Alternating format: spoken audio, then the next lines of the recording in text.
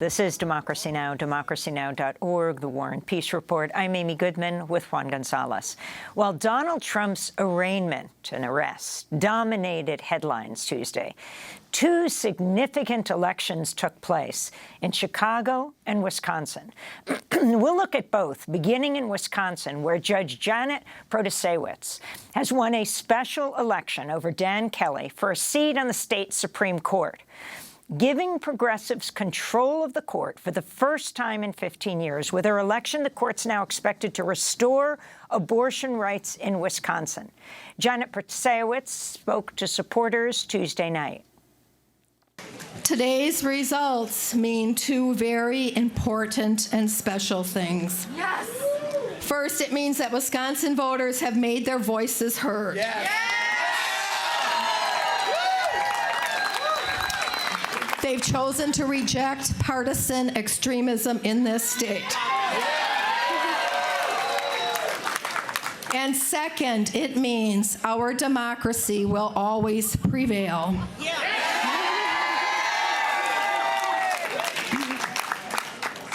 Too many have tried to overturn the will of the people. Today's results show that Wisconsinites believe in democracy and the democratic process. Joining us from Wisconsin right now, from Madison, John Nichols, the nation's national affairs correspondent. His new piece is headlined, "Wisconsin Chooses a Progressive Justice in the Most Important Election of 2023. I assume you were up very late writing this, John. Judge Janet Protasiewicz. We have to keep on practicing that. It is not an easy name to say, but it's one that could determine how the 2024 national elections turn out. Explain the significance of this race. It's hard to overestimate the significance of the race, Amy, and thanks for having me on. Look, the Wisconsin Supreme Court was really the bulwark of conservative political and legislative action in the state for more than a decade, going back to the days of Scott Walker. It was the Wisconsin Supreme Court that put a stamp of approval on Walker's assaults on labor unions, on Walker's assaults on voting rights, and a host of other issues, and including on that list the gerrymandering of Wisconsin's legislative and congressional district maps. So right there, having a new liberal majority on the court opens up the possibility that the maps for legislative districts and congressional districts will be redrawn. That redraw, if it comes quickly enough, could open up as many as 2 congressional seats for competitive elections that are not now possible. That, in turn, means that Democrats could pick up 2 House seats in Wisconsin. If you think about how narrowly the U.S. House of Representatives is currently divided, that's a very significant development right there. But the other thing that's very significant as regards to the 2024 election is that the Wisconsin Supreme Court, to a greater extent than almost any court in the country, has entertained many of the Republican efforts to assault voting rights, suppress votes, alter ways in which elections are managed and handled. This court came within a vote of really opening the door for many of Trump's challenges to the 2020 election results. And the conservative candidate in this race, Dan Kelly, was a lawyer for the Republican Party who actually engaged in and was part of those discussions about developing a slate of fake electors which would have sought to overturn the election. If he had won a place on this court in 2024, if Donald Trump was the presidential candidate of the Republican Party, if he was challenging results, he would have had a court in Wisconsin that was particularly sympathetic to him. Now he has a court, as Janet Protasiewicz said, that is determined to uphold the rule of law and to defend democracy. So that in itself, not just for Wisconsin, but for the whole country, is a huge shift. And John, could you talk about how this victory became possible, given the fact that judicial elections are normally not high-profile events that most voters pay attention to?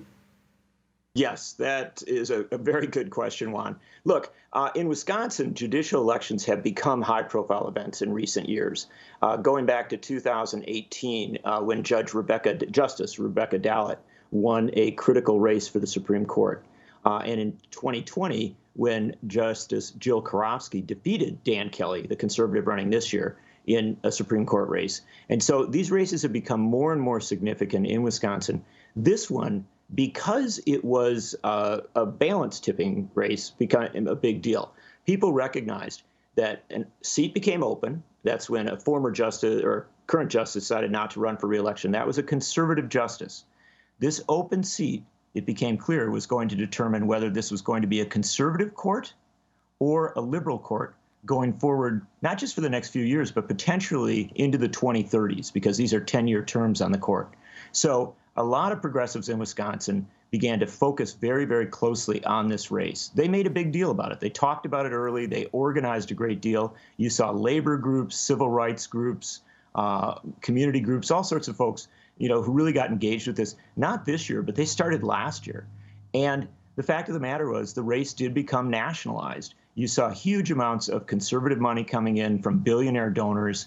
And at the end of the day, it looks like there's going to be about $45 to $50 million spent on this race, the most expensive Supreme Court race in the history of the United States. So all of that made it incredibly high profile, to the point where you saw kind of breakthroughs in turnout, much higher turnout in a lot of the state than in previous races by far. And John, we have another 2 cities to go to in today's show, because so much is happening, from Chicago to Nashville. Nashville is about guns. Abortion, I think, is one of the key issues in this race. The abortion law in effect now, the abortion ban, was passed in 1849, an abortion ban in Wisconsin. Would you say this is a bellwether overturning, putting in a progressive majority on what this could mean for the country? Absolutely, on the issue of reproductive rights. And Janet Protasiewicz, as a candidate, said from the start that she would speak about her values. And one of her values was that she believed that the right to choose was settled law, and that women have a right to make choices as regards their own bodies. She was very blunt about that. Her opponent, Dan Kelly, was backed by militant anti-abortion groups. And so it was an incredibly clear choice. And in a battleground state, one of the most contested states in the country, you now have a potential that a liberal Supreme Court may overturn that 1849 law, a law passed just 1 year after Wisconsin became a state. If it does, this could be one of the real breakthroughs as regards the debate over reproductive rights, but also for this understanding that this issue of a woman's right to choose is an incredibly potent political issue. There is simply no question that it resonated in the race in Wisconsin, and it was one of the factors that drew a tremendous number of young voters, especially students on campuses, to the polls. And they played a very critical role in this contest, both in the primary and the general election. Well, we want to thank you, John, for being with us. John Nichols, Nation's national affairs correspondent, speaking to us from Madison, Wisconsin. We'll link to your piece, Wisconsin Chooses a Progressive Justice in the Most Important Election of the Year.